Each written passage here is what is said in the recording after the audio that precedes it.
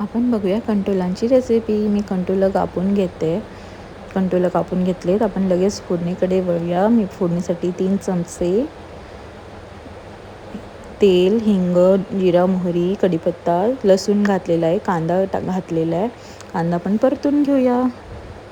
कांदा परतून झाले, मिरची पण घातली मी. आपण मिरची घालून मिरची घातल्यानं मिरची परतून झाल्यानं लगेच मी याच्यात टमॅटो घातलेला आहे. याच्यात मीठ घालूया आणि हळद आणि कंटोलं घालून आपण हे मिक्स करूया. मी एक बटाटासुद्धा घातलेला, तुम्हाला आवडेल नक्की घाला. हे आपण आता 5 मिनिट वाफेवरच शिजवून घेऊया.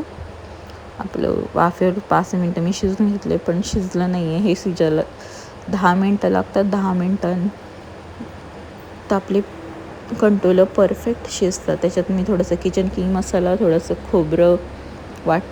खोबऱ्याचं वाटण घालून, कोथिंबीर घालून परत एक वाफ काढून घेतलेली. Thank you for watching.